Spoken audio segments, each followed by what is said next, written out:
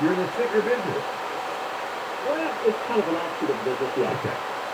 And then on the wall is a library ladder, so it's on wheels. So you can get to the stickers in any bin. How many bins of stickers are there on this 18-foot wall? Right now, there are 688. Holy cow! Yeah. Yeah. Okay, that's a lot of bins. Okay. A lot of bins. Yeah. Otherwise, is our packing list ship out, they print out on 4x6 labels. Yeah. So one label that I'm looking at right now has about 9 different stickers on this one little packing list. The problem is when they're on a ladder, trying to hold on and read the packing list, I can't really do it. I'm getting older. Well, you don't want to fall off the ladder. That would be hazardous. No, I decided before I hit the ground anyway. Okay. So, that's just me. Okay. Yes, it is. So I want a screen. A screen that can hold the orders up on. It's on the ground or you see from up here, or maybe do a touch screen. And the only thing we found is an office board that's about $7,000. Yeah, they're expensive if you want to go touch screen. Yeah, we're sure. I mean, we want to justify it, but I don't think we justify So it. you're satisfied that if you could get a screen that's 70 inches or whatever, you'd be able to see it with your phone. Why do you need touch? Because you're on the ladder. Yeah, but if I have an order here, it's 36. Yeah. It'd be too much for the screen to have to scroll to the left and right. Okay. So climb down the ladder, over the screen, climb up the ladder, come back. Yeah, it would almost be better if you had something in your pocket that you could scroll on the screen and you twist it. It's better. Right? Yeah, you're going to have to climb down. So what you really want is a pocketable device, or maybe a device even with a clip that you can clip on the ladder. You hook it on the ladder, and you can scroll as you look at the order and scan through the order, and then we show any kind of if you need to see it and you've got your hand in the bin, you can turn around and you can see that big screen, you can see what you want to see, some little stickers you're picking up. That's how you're managing that right there. But there are companies that specialize in finance, you don't have these work consultants that will do this. What's your budget? You said 7,000 out of the question. In the question, but you have to sell a lot of solid stickers. I mean, what's the profit in stickers? I mean, let's be honest. Oh my God. So the sticker is $1, costs us 3 cents. That's stickers. What are those stickers? What are those stickers of? They're still bicycles, so I really don't want to repeat what most of them say. Okay, you put on your motorcycle, back on, something like that. Yeah. Exactly. Yeah. I know exactly what they say. I've seen them. Yeah. And we don't want to say that on the radio. Something about pulling my hair if you're going to get that close, that kind of thing. Exactly. So, I mean, the obvious thing is there are a lot of kind of Dell sells a 55-inch. I don't know, is that big enough for you? Yeah, that's 55 inch would probably be great. They sell a 55-inch touch monitor for $2,400, so that's a little less expensive. Well, and now you got me thinking that. Commander Caravello from KFI. We have breaking news right now. A press conference is happening with officials speaking on the massive oil spill in Huntington Beach. Let's listen in. U.S. Coast Guard, the state is California Department of Fish and Wildlife Office of Spill Prevention and Response. The local on-scene coordinator for this response is represented by the County of Orange. And we also have the CEO of the company, and he will speak as well. We also have some local dignitaries. The mayor of Newport Beach is here, as well as County Supervisor, Katrina Foley. So basically what we're going to do is we're going to have these unified commanders give a statement. The Coast Guard Federal On-Scene Coordinator is going to talk a little bit about operations. The State On-Scene Coordinator, Lieutenant Corbo, will address wildlife, environment, and public volunteers. The local On-Scene Coordinator, Ms. Nicholson, will talk about beach closures and other local issues countywide. We also have Dr. Clayton Chow is the County Health Officer, so he will be here to address any questions about public health. And as I mentioned, the CEO of Amplify Energy Martin Wilshire is here as well. So after the brief comments, we'll go through and we'll have questions and answers. I'll facilitate that, and the person who answers the question will step forward to the mic, and then we'll go from there. So without further ado, Captain Rebecca Orr from the Coast Guard. She's the Sector Commander for Coast Guard Los Angeles. Good afternoon, Captain Orr, Federal On-Scene Coordinator with the U.S. Coast Guard in Los Angeles, Long Beach. I'm going to talk to you for just a couple minutes about what we know about the oil spill that's occurring right now, what we're doing about it, and ask for your help. What we know is that yesterday morning there was a discharge of oil, of heavy crude oil that took place. We assess about 4.5 miles off the coast of Huntington Beach and Newport Beach. It's created a very large sheen. That sheen is approaching our pristine California beaches, which I know is very upsetting to the citizens here in Southern California. We have been monitoring this sheen overnight and through the day today as well as yesterday, using both overflights as well as onshore monitoring to detect what the extent of this oiling is. And what we know is there's a good likelihood, if you haven't seen it already, that this oil is going to approach our beaches, and we would expect that some of this oil, unfortunately, is going to land on our beaches in the Huntington and Newport areas. And that is a very dynamic situation. It's evolving as we speak, as we continue to get assessments, and we will keep you updated regularly as we get more information. We do have both on-water and onshore operations ongoing right now. We have both deployed that are recovering oil that is able to be recovered, and we have teams, shoreline assessment teams on the shore that are assessing where that oil is landing. We've also put protective strategies in place.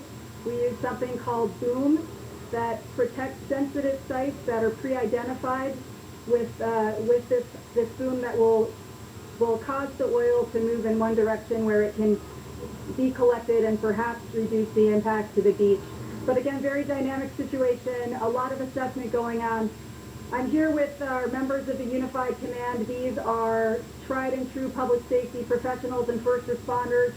We train on this on a regular basis, and there's extensive experience here in oil spill response, and we are all here together to do the best we can to minimize the impact of what is likely going to be a sustained response. We're going to ask for your help. You'll be hearing from several of our public safety officials today. Ask for your help with heating the beach closures that you're going to hear about. We're going to ask for your help in terms of reporting oil wildlife and any impact where you actually see the oil in the water or you see the oil coming on shore. We're going to share an email address with you as well as a phone number to our command post. Thank you.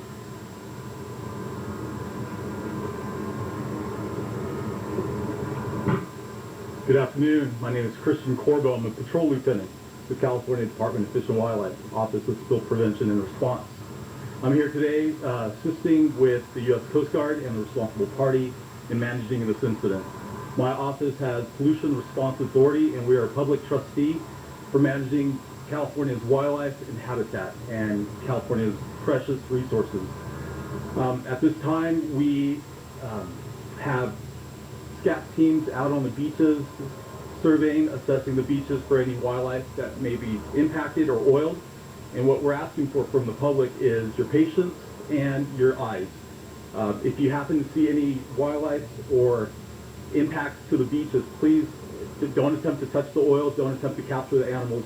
Please just call us. We have a reporting hotline, and I'll share that hotline number with you. It is 1-877-823-6826.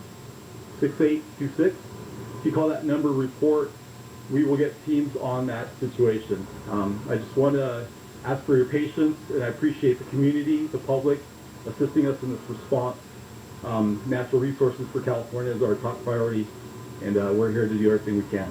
Thank you. Good afternoon. Thank you all for being here. I'm Katrina Foley. I'm the Orange County Supervisor for District 2. My district includes the cities of Seal Beach, Huntington Beach, and Newport Beach, amongst other cities. These are the impacted cities, and our office, immediately upon learning about the situation, just took immediate action. I want to thank the governor for sending our Cal OES team out here. I want to thank Captain Orr for your amazing coordinated efforts, and our Orange County Sheriff's Department Harbor Patrol has done a great job of helping to make sure that we can see the severity of the impacts before we were able to get everything coordinated. So we're really appreciative of that partnership. And then I have been on the ground at the river jetty. I know that the cities of Huntington Beach and Newport Beach and their fire and marine response teams have done an incredible job. What I've been saying to people is it's so important that we avoid the beaches. We all love our beaches. We live in Southern California because of this amazing paradise here. However, I was there for a few hours today, and even during that time, I started to feel a little bit of my throat hurt, and you can feel the vapor in the air. I saw what I'll describe as little pancake clusters of oil along the shoreline, and I've described it as something like an egg yolk. If you push it, it kind of spreads out, and so we don't want people to disturb those little clusters so that the cleanup can be more easily maintained. I also, the silver lining in all of this is that we now have amazing technology. We have great coordinated efforts. We are much better at bringing people together and responding quickly to mitigate the additional impacts and mitigate the damage. I remember as a girl growing up visiting Santa Barbara Beach with my dad, always coming home and removing the tar off of my feet with oil. It was just normal part of life.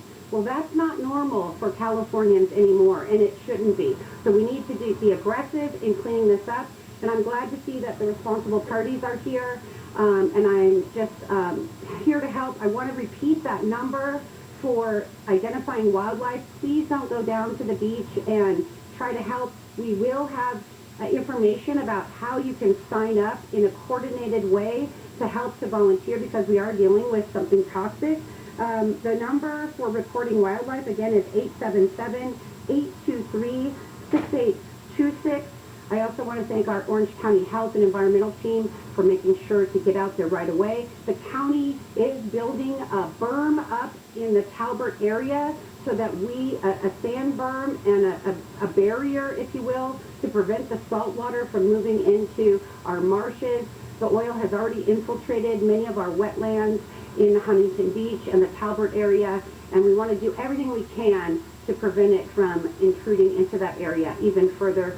So my office will be monitoring the situation, and we will be all hands on deck until we don't have to be anymore. So thank you all for being here and helping us spread the word to avoid the beaches. Thank you.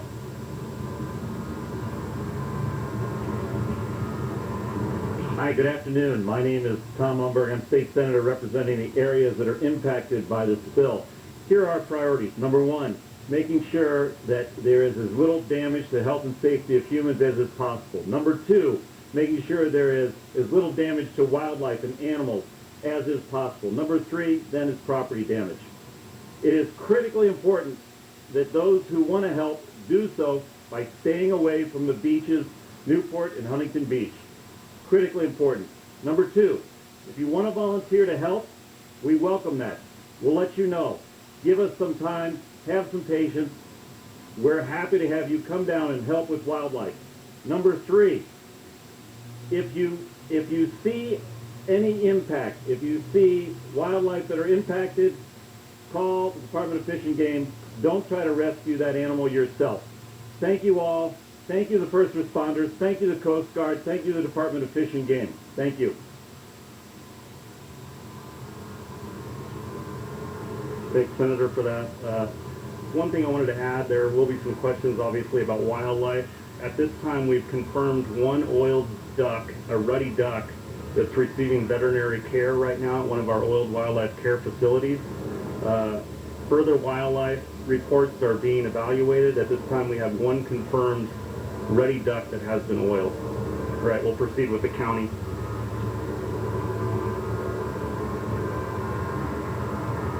Good afternoon, everyone. I'm Molly Nicholson. I'm the Public Information Manager for the County of Orange. Thank you all for being here today. Obviously, this is a very challenging day for the County of Orange and obviously our city partners that are in and around Orange County. It's important for the general public to understand the beach closures that are present at this time, and know that this information will change, and we will keep you updated and monitored as far as the information is concerned. At this time, Huntington Beach does have a closure from Seaport Drive to the Santa Ana River. Newport Beach does not have a closure at this time, but does have a soft closure from Tower 44 to Santa Ana River. Obviously, we're monitoring the situation very closely. Our public works staff, as Supervisor Foley mentioned, has been out there putting up berms. Our healthcare agency is obviously monitoring for the health care and welfare of all of our county's residents. We encourage county residents to keep apprised of information that will be coming out to you in the following 2 hours and the following 2 days. But again, please stay safe and make sure you're aware of your surroundings if you're out at the beach. Thank you.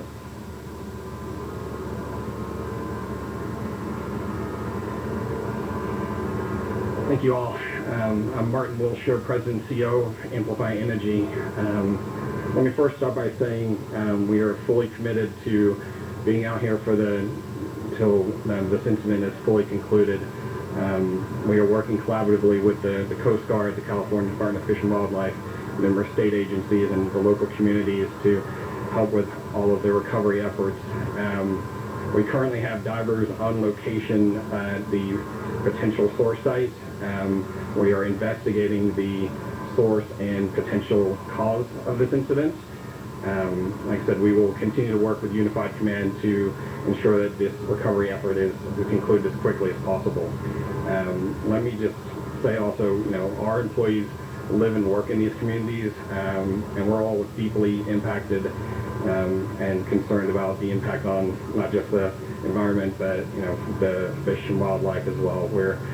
We will do everything in our power to ensure that this is recovered as quickly as possible, and we won't be done until this is concluded. Thank you. You've been listening to a press conference with the Coast Guard spokesperson, Rebecca Orr. She says a lot of assessment is still going on. Wildlife officials say the dead fish and birds have started to wash up on shore. They advise people not to touch any animals that they may see affected by the spill and to contact authorities immediately. The oil has already infiltrated the Talbert marshlands. Divers are on site looking at potential causes of the leak. Please keep tuning into KFI for continuous updates on the oil leak in Orange County. We will now return to Leo Laporte in progress. In other words, they're good for, like, if you're a runner and you want to wear headphones but you don't want to get run over. It's kind of a clever idea. So Aftershocks, AFTERSHOKZ.com. I use them. I like them. They're very comfortable. They're waterproof. Or maybe not all of them, but they certainly have waterproof models because swimmers wear them. And they'd be perfect for this. Okay. And do you have a suggestion? Speakers, there's lots of choices. There are also waterproof speakers. Ultimate Ears, UE.com, makes some very nice Bluetooth speakers that are waterproof and sound good. They have a nice bass to them. I think the Boom or the Mega Boom, or maybe the Wonder Boom, one of those. But make sure you check, because not all of these things are waterproof. But they're designed to take down to the beach, stuff like that. You're not going to put them in the water, but they get splashed, right? Right. Yeah. On the little table outside or something. Yeah. Yeah. I also have Sonos Moves, which are not waterproof, but if they're distant enough, if you're a Sonos person. I have Sonos. Okay. Yeah. Take a look at the Moves. Those are our outdoor speakers. They're battery powered. They sit on a little charger. When you're not using them, they're charging up. But then they have a little handle on the back. You pick them up and bring them out to the hot tub, and they get very loud. They're very good. They're Sonos. You can have two if you want stereo or just one.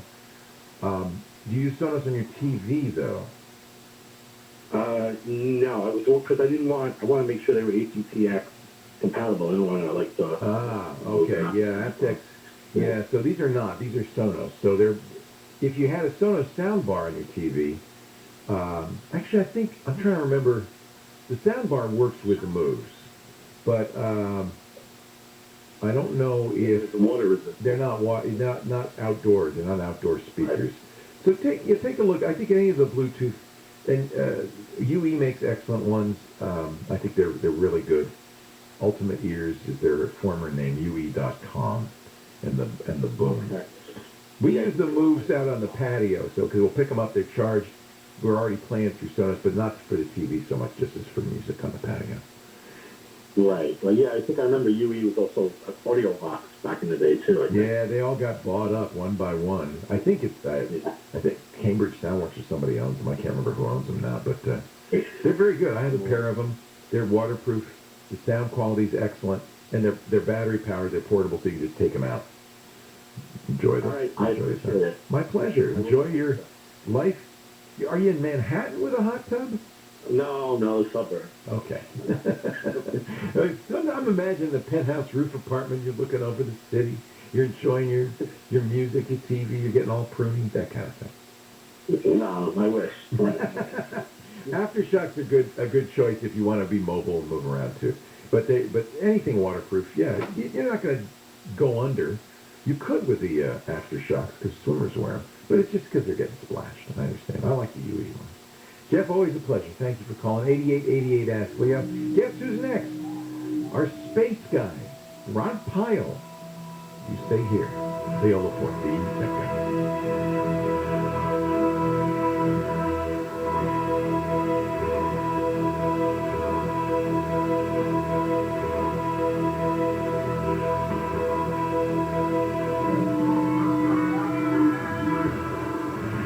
KFI News on the hour, on the half, and when it breaks. I'm Andrew Caravella, live from the KFI 24-hour newsroom. Minutes ago, officials held a press conference discussing the latest updates on the oil spill affecting beaches in Orange County. Coast Guard spokesperson Rebecca Orr says a lot of assessment is still going on. Wildlife officials say that dead fish and birds have started to wash up on shore. They advise people not to touch any animals that they may see affected by the spill and to contact authorities immediately.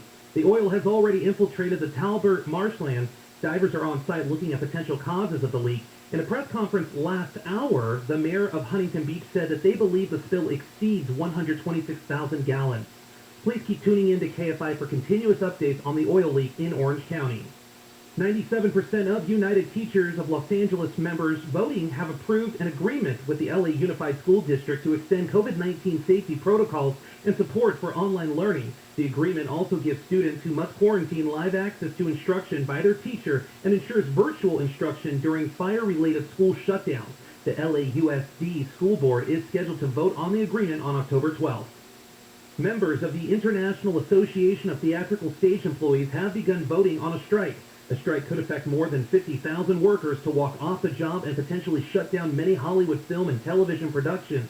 The vote would give the union's international president authority to call a strike as the union and the Alliance of Motion Picture and Television Producers continue to fight over a range of issues relating primarily to working conditions, but also to revenue growing out of streaming and other media.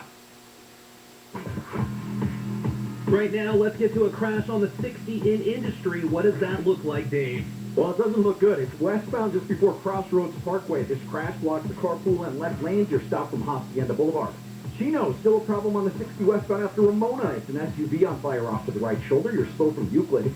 In Corona, the 91 westbound before 6th Street is stalled, blocks the left fast track lane. This has you on the brakes from Main Street. And in Torrance, 91 westbound at the 405, a crash blocks the connector to the 405 north. You're stop and go from the 110 freeway. KFI in the sky helps get you there faster. I'm Dave Joseph. Southland weather from KFI. Partly cloudy this afternoon. Tonight, will cool down with lows across the Southland in the low 50s and 60s. We lead local. Live from the KFI 24-hour newsroom, I'm Andrew Caravella. This report is sponsored by News Nation. All too often, the media are ignoring the everyday heroics of our policemen and women. Well, that changes on News Nation. Dan Abrams and his live PD sidekick Sticks are back in prime time on Dan Abrams Live, weeknights at 5 p.m. Pacific on News Nation. Hey, it's Dean Sharp. The first step toward your new kitchen should be a free consult with my friends at The Kitchen Store. More than 50 years and still, The Kitchen Store is the place for kitchen cabinets. Dial 310-KITCHEN or go to 310kitchen.com. All too often, the media are ignoring the everyday heroics of our policemen and women. Well, that changes on News Nation. Dan Abrams and his live PD sidekick Sticks are back in prime time on Dan Abrams Live, weeknights at 5 p.m. Pacific on News Nation.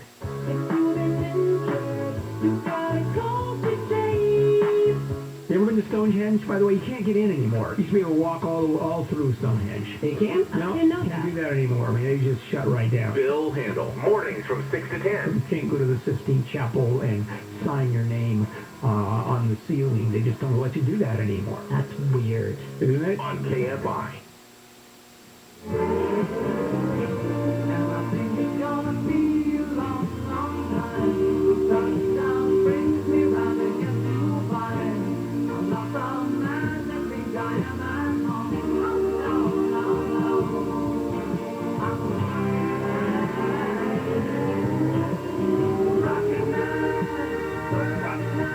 Look at all that forehead.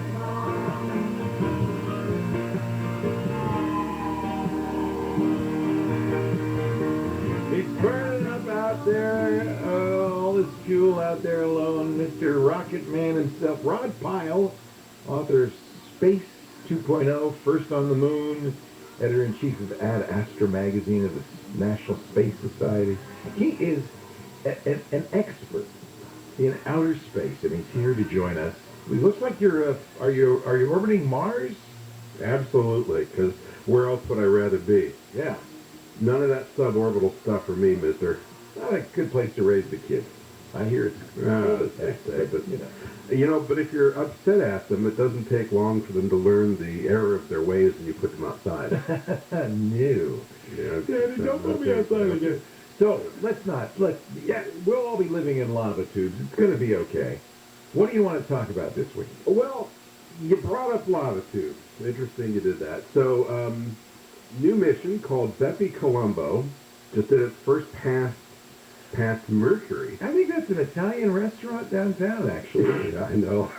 It sounded like a dish when I first heard it. Colombo. Is it an Italian mission or is it a U.S. mission? It's a combination of the European Space Agency and the Japanese Space Agency, who didn't get their druthers in the name, I suppose. But what's kind of interesting about this is just the first swing by the planet. It's not actually it's got to do 5 more. And this is its way of gravitationally slowing down to get orbit around Mercury. But Mercury, as it turns out, we don't think about it a lot. If Venus is the trailer park of the solar system, Mercury is kind of the forgotten ginger stepchild, Yeah. Because, both people think, well, so what? It's 350 degrees on the surface, on the sunny side, and it's just a big rock. Who cares? But it's actually the least explored of the terrestrial planets. We've only gone there twice. We had Mariner 10 in the 70s and one called Messenger in 2011. Is that because it's hard? Yeah, it actually takes more energy and more control to reach Mercury than it does to reach Pluto. Because it's so close to the sun, you got to do all these multiple passes past Earth and past Venus to use gravitational assist to control the spacecraft, and then you've got to go in these big lopsided orbits around Mercury to eventually circularize to get around the planet. But it's a more interesting place than you might think, and the reason I brought up the lava tube connection is we actually think we see lava tubes on Mercury, and where there's lava tubes, there's chance for habitation. Now, that sounds a little weird, because it's like right in the sun's back pocket, right? It's got a very short orbit, and it rotates very slowly, but the thought is that you could, down inside a lava tube, because rock is such a good insulator, especially on that planet, because there's very little atmosphere, that you could have habitations there, and that in some ways it would be easier and better than Mars to do so. Wow. Not ready myself. I'm not convinced. I think this might be a real estate swindle, but we'll see. It looks like, I'm seeing the first pictures from Bepi Colombo, and it looks like the moon. It does. Very much like the moon. But it's actually kind of a weirdo planet. So the spacecraft, Bepi Colombo's in 2 sections. There's a planetary orbiter that'll look at the planet's environment and space in general, and it's very, very tenuous atmosphere. It's tiny. And then there's a magnetospheric orbiter, and generally magnetic instruments they like to have either separated with booms or off by themselves. In this case, they'll be separate, which will be mapping the magnetic field. Mercury is the only terrestrial planet besides the Earth that actually has one. Mars and Venus don't, so we think that's kind of weird. What is the atmosphere, though, of this planet? Oh, it's like plasma. Nothing you'd want to breathe. Yeah. No. Yeah. I mean, it's an exosphere. It's really not even an atmosphere, but there is something there. They want to know where it comes from. They want to know why Mercury is so much denser than the other terrestrial planets. It's got a lot more density in it. They want to know if the core is liquid or solid. And here's what's weird, and look for tectonic activity. Mercury is 85% core. Earth is 15% core. Wow. So, why is this stuff? So as it turns out, my next book, it took me about 2 years to figure out what to write about.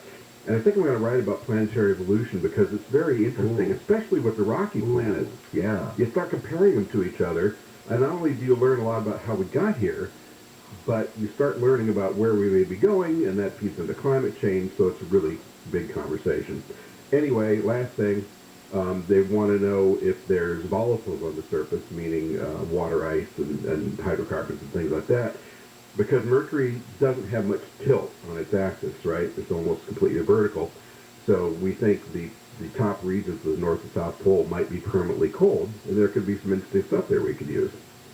Isn't there of late some new theories about planetary formation that kind of throw out everything we thought, and a lot of collisions of the planet form the planet? I think we were talking about that last week. There are, and it doesn't throw everything out. It just kind of modifies it. It's more like a game of snooker than a polite game of pool. You can see why you want to know this stuff, though, because this tells us a lot about how the Earth came to be. And it's interesting, we've ignored Mercury. So 9 flybys with Buca di Beppo. He's going to go by 9 times. Well, he's going to fly by 6, then orbit. Oh, they're actually going in orbit. All right. Yeah. They arrive in December 2025. So and at that point they're going to orbit, and they'll just continue to orbit for a while. Yeah, for I think what's the primary mission? 4 or 5 years. So they're Venus. They're also going by Venus on the way. We're sending 2 to Venus, including a hard lander and atmospheric probes. Oh, okay.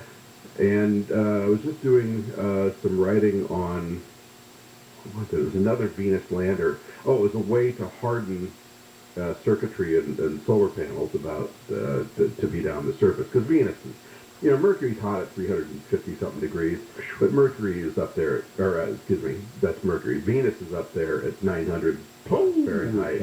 Yeah. So you got to start getting it. You get some really weird designs for landers and rovers. And in fact, they've got a rover, which I may have discussed before, that's going to be driven, they think, by a wind turbine and a spring. It's like a clockwork rover. And because it's so hot down there, if you want something to last long enough to drive around, you really can't have much in the way of electronics. So we're actually considering a visual signaling system that would have little mirrors that would flip back and forth to send signals into orbit. Wow. At a bit rate of 2 or 3 bits of data per minute or something. I mean, it's basically Morse code. Yeah. Right? So this is taking binary way back to its origins. It's like telegraphing into orbit. But it's an incredibly resourceful thing that they're doing. I'm glad we're exploring these relatively nearby planets. That we need to. It teaches us so much about how we got here and how the planet was formed, and we learn about the Earth from looking at these planets. We do, and we may learn how to save our own skins if we're particularly resourceful. I think it's more useful for that than saying we're going to move there. I don't, 350 degrees, that's pretty hot for summer. I don't know. It may not be for long. The way things are going. Is there a cold side on Mercury? The dark side of the moon? Or? It's a really slow rotation relative to the sun. So I think the day-night cycle is 168 days, something like that. So it's a very long summer. Yeah. So it's a very slow-moving terminator. I mean, you could stroll and keep up with with the movement of the light across the planet. Yeah. And you can actually crawl on your hands and knees. Is it cold when the sun is not out? Is it? Yeah. So because there's no atmospheric. Right. There's no atmospheric to mix the temperature on the planet. So when you're on the night side, it gets cold right now, just like the moon. Yeah. So the moon could get down to minus 250, but on the sunny side, it can get up to about that far above 0 Fahrenheit. Wow. So it's weird. It's not what you think it's going to be like on these places. It's either real hot or real cold. Are there lava tubes on Venus? Don't know. We don't see any indication of it, but they've only mapped the surface back in I think it was the 70s or 80s. And it's not well researched yet, so we really got to learn more. I love this idea of living in the lava tubes. There's actually a whole article about, or whole issue about this at Astra. If you're a subscriber to the National Space Society's official And that was an interesting one because we're a little contrary, but we'll discuss that another I time. love it. Space.nss.org, the living in space issue. Thank you, Rod Pyle. Thank you, sir. Spaceman. Leo Laporte.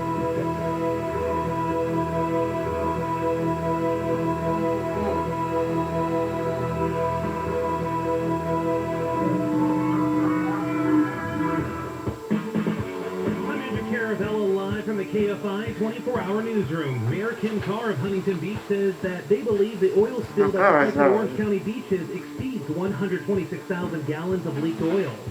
California Governor Gavin Newsom has signed a bill that returns a stretch of beachfront property the government seized from a black family about a century ago. And former President Donald Trump is asking a federal judge in Florida to force Twitter to reactivate his account. Right now, let's get to traffic. Back to the crash on the 60 in Industry. Westbound before Crossroads Parkway, this crash blocks carpool and left lanes. You're stopped from Hacienda Boulevard. In Chino, the 60 westbound after Ramona, you've got an SUV on fire off to the right shoulder. You're stopped to go from Euclid. Hawthorne, the 405 northbound before El Segundo Boulevard. A stall blocks the carpool lane. You're stopped to go from Inglewood Avenue. And headed through Corona, the 91 westbound before 6th Street. A stall blocks the left fast track lane. You're on the brakes here from Main Street. KFI in the Sky helps get you there faster. I'm Dave Joseph. Hey, it's Dean Sharp. This is a message for professional painters from your friends at Benjamin Moore. Thank you for listening to your customers, for paying attention to every detail and knowing what they want even when they might not. You make it happen, and for that, we thank you. Benjamin Moore wants to thank painters everywhere for putting love into your work and making homeowners happy. Whether you're a pro or a happy homeowner, everything you need for your next project is waiting for you at your local independently owned Benjamin Moore retailer. Find the one nearest you at benjaminmoore.com. Benjamin Moore. See the love. Protecting your most valuable data, family photos or videos, important